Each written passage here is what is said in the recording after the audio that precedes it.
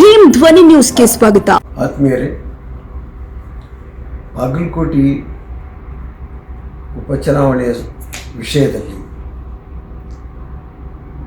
ಮೇಟಿ ಕುಟುಂಬದವರು, ಅವರ ಅಭಿಮಾನಿಗಳು ಹಲವಾರು ಹೇಳಿಕೆಗಳನ್ನು ಸಾಮಾಜಿಕ ಜಾಲತಾಣದಿಂದ ಜನರಿಗೆ ತೋರಿಸುವಂಥ ವ್ಯವಸ್ಥೆ ಮಾಡ್ತಾ ಇದ್ದಾರೆ. ಇಲ್ಲಿ ಮೇಟಿಯವ್ರ ಮನೆಯಲ್ಲಿ 4 ಜನ ಟಿಕೆಟ್ ಆಕಾಂಕ್ಷಿಗಳಿದ್ದರೆ ಅರ್ಜಿ ಕೊಡಲಿ, ಅಭಿಮಾನಿಗಳಿಂದ ಈ ರೀತಿ ಹೇಳಿಕೆ ಕೊಡ್ತಕ್ಕಂಥದ್ದು ನಿಲ್ಲಬೇಕು. ಉಮೇಶ್ ಅವ್ರ ಪರವಾಗಿ ಕೆಲವು ಜನ ನೀವು ಸ್ಟೇಟ್ಮೆಂಟ್ ಕೊಡ್ರಿ. ಯಾರಿಗೆ ನಾನೀಗ ಹೇಳ್ತಾ ಇರೋದು? ಮಹಾದೇವಿ ಅವರಿಗೆ, ಉಮೇಶ್ ಅವರಿಗೆ, ಮಲ್ಲಿಕಾರ್ಜುನ ಅವರಿಗೆ. ನೀವು ಯಾವುದೇ ಸಾಮಾಜಿಕ ಜಾಲತಾಣದಲ್ಲಿ ನಮ್ಮ ಪರವಾಗಿ ಏನು ಹೇಳಿಕೆ ಕೊಡಕೂಡದು ಅನ್ನುವಂಥದ್ದನ್ನು ನೀವು ಸಾಮಾಜಿಕ ಜಾಲತಾಣದ ಮುಖಾಂತರನೇ ಹೇಳಿ. ಪಕ್ಷದ ಶಿಸ್ತಿಗೆ, ಒಕ್ಕಟ್ಟಿಗೆ ಇತ್ತೀಚಿನ ಹಲವಾರು ಹೇಳಿಕೆಗಳು ಮುಜುಗರ ತರ್ತಾ ಇವೆ. ಕಾರ್ಯಕರ್ತರು ನೊಂದುಕೊಳ್ತಾ ಇದ್ದಾರೆ. ನನಗನ್ನಿಸ್ತದೆ ಇವರು ಅತಿಯಾದಂಥ ಹೇಳಿಕೆಗಳು ಒಬ್ಬರೊಂದು ಇವರಲ್ಲಿ ಒಕ್ಕಟ್ಟು ಇಲ್ಲೇ ಇಲ್ಲಲ್ಲ ಅನ್ನುವಂಥದ್ದು ಸಾಬೀತಾಗ್ತಾ ಇದೆ.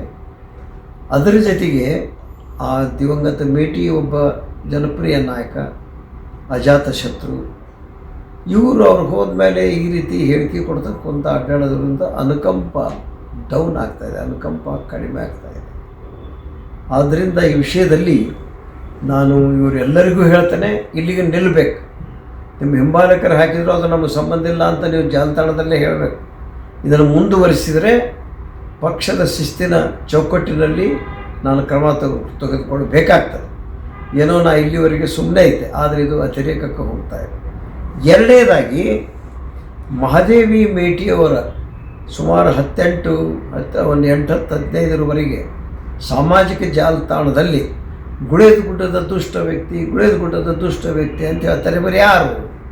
38,000 ಜನಸಂಖ್ಯೆ ಗುಳೇದಗುಡ್ಡದ್ದು. ಅದೇ ಗುಳೇದಗುಡ್ಡದ ಜನ ಶ್ರೀಮಾನ್ ಎಚ್.ವೈ. ಮೇಟಿಯವರನ್ನು 3 ಸಾರಿ ಶಾಸಕರನ್ನಾಗಿ ಮಾಡಿತ್ತು, ಮಂತ್ರಿಯಾಗಿದ್ದರು, MP ಆಗಿದ್ದರು. ಗುಳೇದಗುಡ್ಡ ಅಂತ ನೀವು ಬಳಕೆ ಮಾಡೋದು ಇಡೀ ಗುಳೇದಗುಡ್ಡಕ್ಕೆ ನೋವಾಗಿದೆ, ಅಪಮಾನ ಆಗಿದೆ. ಗುಳೇದಗುಡ್ಡದಲ್ಲಿ ಅಂಥವ್ರು ನಿಮ್ಮ ಯಾರು ಇದ್ರೆ ಅವ್ರ ಹೆಸರು ಹೇಳ್ರಿ. ಅವರೇ ಹಿಂಗೆ ಮಾಡ್ತಾ ಇದ್ದಾರಂತೆ.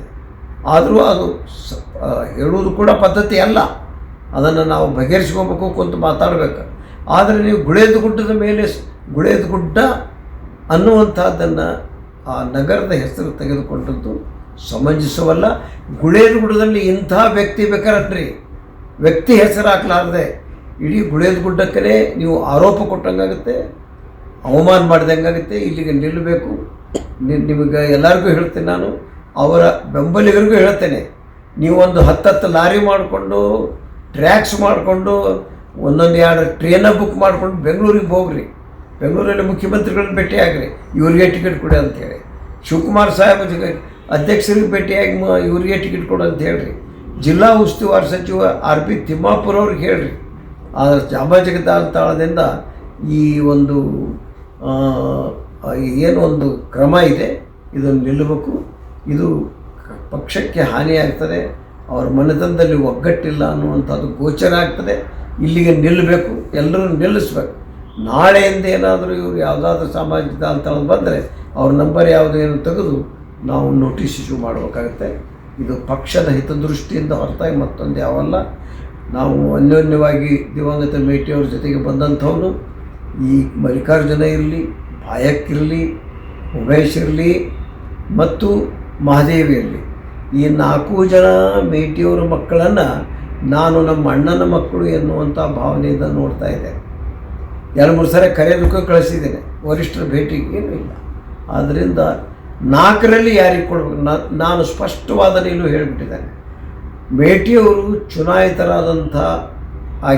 ಚುನಾಯಿತರಾಗಿದ್ದರು, ತೀರಿ ಹೋದರು. ಅವರು 23ರ ಚುನಾವಣೆಯಲ್ಲಿ ಸೋತಿದ್ರೆ ನಾನು ಆಕಾಂಕ್ಷೆ ಆಗ್ತಿದ್ದೆ, ಇನ್ನೊಬ್ಬರು ಆಗ್ಬೋದಾಗಿತ್ತು, ಇನ್ನೊಬ್ಬರು ಆಗಬೇಕಾಗಿತ್ತು, ಯಾರಿಗೂ ಕಟ್ಟಳೆ ಇಲ್ಲ. ಆದರೆ ಮೇಟಿಯವರು ಇಲೆಕ್ಷನ್ನಲ್ಲಿ ಗೆದ್ದದ್ರಿಂದ ಅವ್ರ ಕುಟುಂಬಕ್ಕೆ ಈ ಟಿಕೆಟ್ ಹೋಗಲಿ ಅಂತ ಬಹಿರಂಗವಾಗಿ ನಾನು ಹೇಳಿದ್ದೇನೆ, ಈಗಲೂ ಹೇಳ್ತಾ ಇಲ್ಲ. ಅದು ವರಿಷ್ಠರಿಗೆ ಬಿಟ್ಟು ವಿಚಾರ. ಯಾರಿಗೆ ಕೊಡ್ತಾರೋ, ಬೇರೆದವ್ರಿಗೆ ಕೊಡ್ತಾರೋ ನನಗೆ ಗೊತ್ತಿಲ್ಲ. ನಮ್ಮನ್ನೇನು ಕೇಳಿಲ್ಲ.